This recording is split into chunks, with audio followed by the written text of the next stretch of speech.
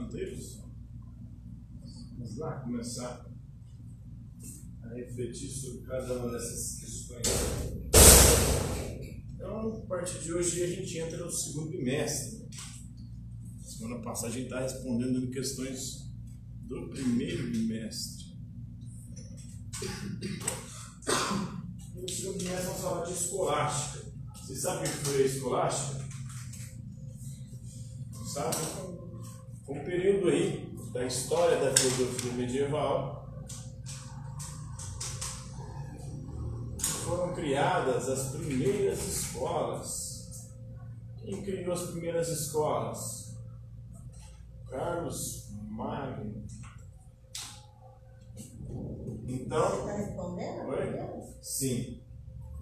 Escola é um termo que vem do grego, escolar em grego. Escolar em grego significa ócio. Então só pode estudar quem tem tempo livre. Quem vive no ócio. Quem trabalha não tem tempo, né? Vocês estão aqui de enxeridos hoje, né? Não era para vocês estudar não, porque só quem tem tempo livre que pode estudar. Pelo menos era assim no mundo antigo e no mundo medieval. A vida contemplativa do ócio só era permitida às classes mais abastadas, aos ricos, à nobreza, né? Quem tinha tempo livre. Então a escolástica começa com Carlos Magno, na Idade Média, na transição do século VIII para o século IX. Ele era imperador do Império Carolíngio. Esse período fica conhecido como Renascença Carolíngia. Né? Renascença por quê? Vem de renascimento. O que o Carlos Magno vai fazer renascer? Fazer renascer ou fazer de alguma forma ressurgir a cultura greco-romana.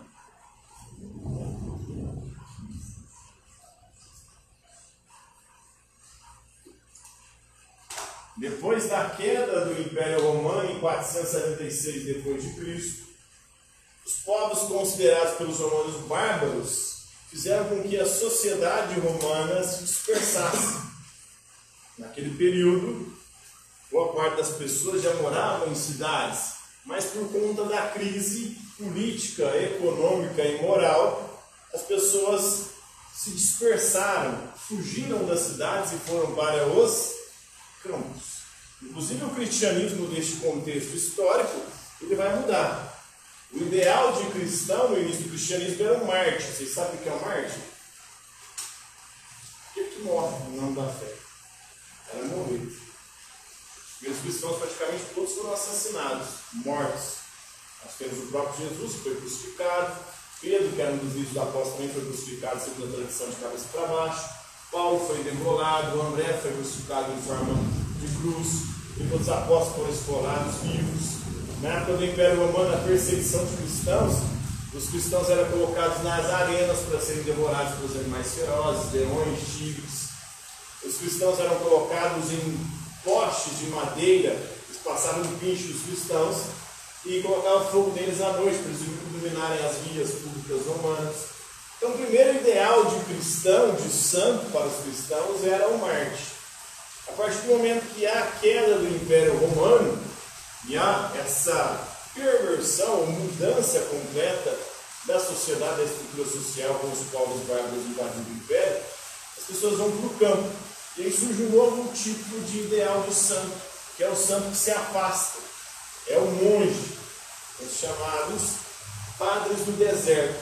São aqueles sujeitos que saem da cidade e vão para lugares ermos, para ali viver uma vida de privação, de jejum e oração. Esse passa a ser o novo ideal.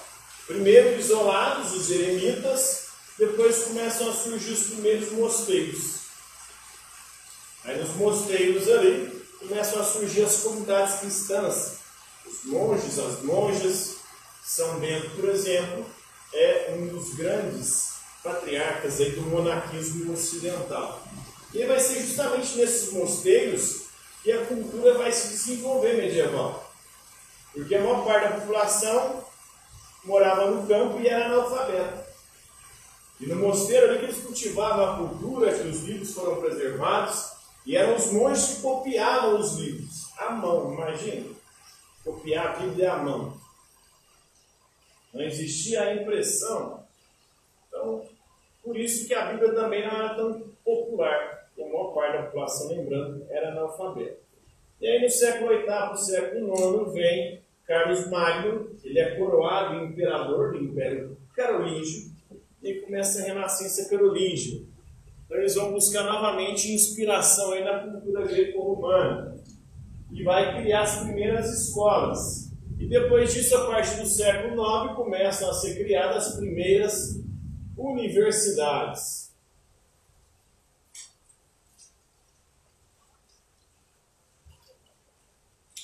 E que filósofo influenciou esse período da história da filosofia medieval, a escolástica? O filósofo que inspirou foi Aristóteles.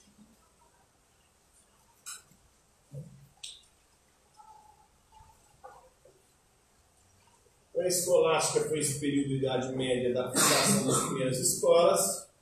Eu lembro quando eu era aluno de ensino fundamental, ensino médio, a gente ficava se perguntando: o que foi que inventou a escola?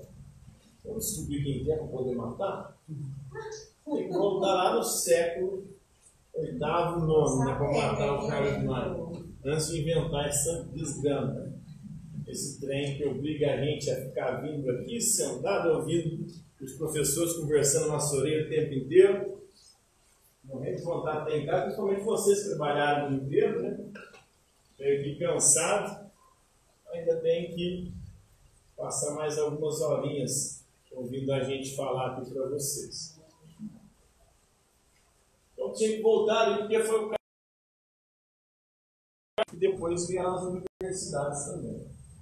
Então foi uma forma de renascimento, e agora com uma cultura aí um pouco diferente, uma cultura mais fundamentada na cultura cristã. E algo que foi muito importante aí nesses estudos escolares, né, que você aprendia muito ali na Idade Média e que era muito valorizado, era a teologia. O que é a teologia? Estudo de Deus, né?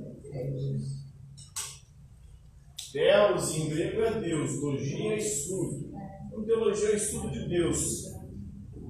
E para esse estudo de Deus, eles vão usar como inspiração e autores cristãos e a Bíblia. Né? A Bíblia como principal referencial, porque ali está revelada a verdade, é ali que Deus se comunicou a nós. E filósofos gregos como Platão e Aristóteles, e os principais teólogos medievais, e os dois mais importantes, foram Agostinho, que a gente já viu na Patrística, e o Tomás de Aquino, que a gente vai ver agora nesse bimestre, porque o Tomás de Aquino é um filósofo da escolástica. Então, que filósofos árabes introduziram Aristóteles na Idade Média? Foram dois árabes, Avicena e Averroes.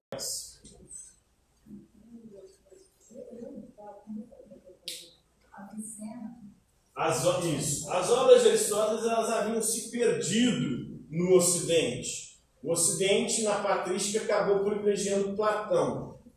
Os árabes, na medida que eles foram expandindo o império ou a religião muçulmana, convertendo as pessoas, eles foram dominando algumas regiões. E dominaram a região da Grécia. Eles entraram em contato com as obras de Aristóteles. Começaram a estudar, a trabalhar em cima delas.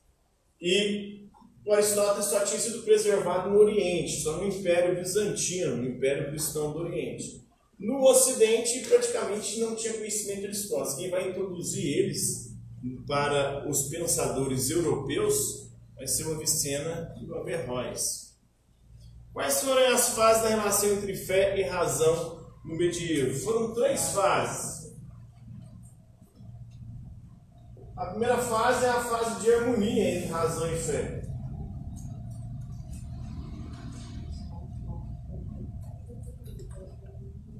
Essa fase vai do século IX até o século XII. A segunda fase é a fase de treta entre harmonia e fé. E de sistematização, de criação dos primeiros sistemas teológicos medievais, como o de Tomás de Aquino. Né? Essa fase aqui vai do 13 ao 14.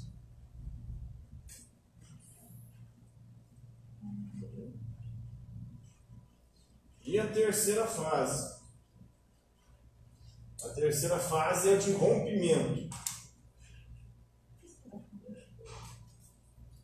Rompe-se a relação entre fé e razão, e a razão passa a ser considerada mais importante do que a fé para a gente compreender a realidade.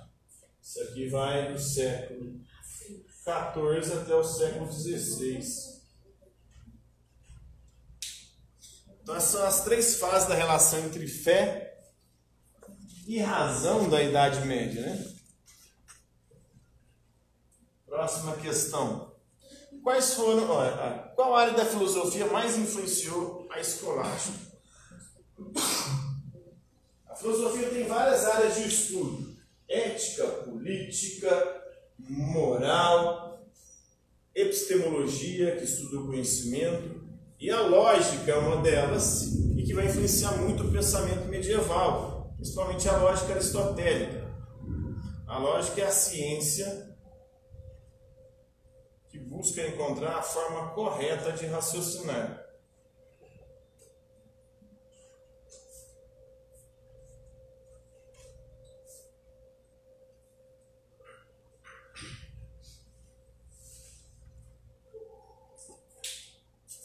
Principalmente através de um autor, um filósofo, que é o Boécio.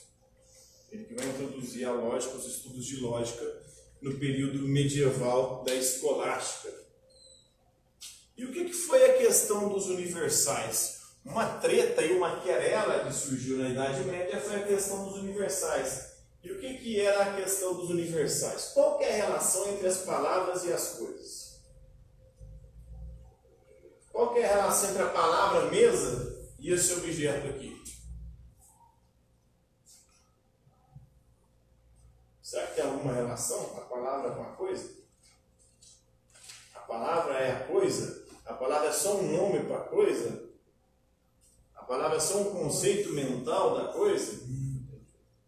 A ideia de mesa existe independentemente da mesa concreta? Então essa é a questão dos universais. Três respostas vão surgir aí. O realismo. Para o realismo, o universal, a ideia geral, ela é real. Ou seja, a ideia de mesa, ela é real e é mais real que a mesa. Porque pode-se destruir todas as mesas do mundo, mas a ideia de mesa, ela permanece. Ninguém pode destruir a ideia de mesa. Por isso a ideia de mesa é mais real do que a própria mesa. Essa ideia, ela existe, segundo, por exemplo, Santo Agostinho, na mente de Deus. Deus, antes de criar as coisas, ele as pensou, ele teve ideias daquilo que ele criaria. Portanto, mesmo se todos os seres humanos morrerem, a ideia de ser humano continua existindo na mente de Deus. Porque foi Deus quem nos criou. Isso é o realismo. Então a ideia é real e é mais real do que a própria coisa, a ideia, o universal. Para Platão, essa ideia existia no mundo das ideias. Né? Já para o nominalismo, a ideia mesa é só um nome. Flatus vocis, palavras ao vento. Flatus em latim é vento. E flatulência, o que é? Vocês sabem o que é flatulência? Você acha que sabe? É vento aonde? Gases. Exatamente. Flatulência é gases, né? Vento na barriga. Gases. Inclusive eu estou com um problema seríssimo por conta disso. Eu bati meu peito na piscina, na casa de um amigo meu, 2 domingos atrás. Bêbado. Nossa, você tem que tomar tiro. Caí, escorreguei, bati o peito. Aí eu fui no médico na segunda-feira, fiz raio-x, não quebrou, nem trincou, nem nada. É uma dor insuportável. Me passou uns remédios. Eu tomando esses remédios há mais de uma semana. Aí, hoje eu acordei e não dava conta de mexer. E com muito vento na região abdominal. Nossa, eu dou risada e dói pra caralho. Puta que me pariu. Nossa, Nossa, a dor. E a dor só piorando. E os remédios eram pra diminuir a dor. Eu falei, velho, desde o ano passado até hoje, tá só piorando. Eu achei, deve ter furado o cano aqui dentro. Esse gás tá vazando. Eu não posso nem rir dos gases. Nossa senhora. Nossa senhora. Eu acho que furou meu intestino, a costela, não sei. Acho que tinha furado. Eu sofrendo. Eu vou ter que ir no médico. Se estiver furado, se estiver vazando aqui dentro, vai infeccionar, porque quando a infecção generalizada vão morrer, né? Fui no médico hoje cedo, falei pro médico, né? Ele falou, não, vamos fazer mais exames, né? Porque eu tinha feito essa raio-x, vamos fazer um ultrassom. Para ver se afetou os órgãos internos, né? Eu achei que tinha vazado, tá vazando alguma coisa. Não era só gás, não, era só vento da barriga, não. Ele fez o ultrassom lá, não deu nada. Ele falou, é os remédios que tá dando esses gases. Eu tenho codeína, ele falou, tem codeína nos remédios que estava tomando, eu vou te passar um outro que não tem codeína. Não está adiantando porra nenhuma, não, porque a dor continua do mesmo jeito essa desgraça. Compra tanto inflama. Tanto de flan? É. Passou um botar que eu esqueci o nome. Eu comprei, já tomei, mas. Nossa, Tanto inflama é bom. Codeína é bastante. Hã?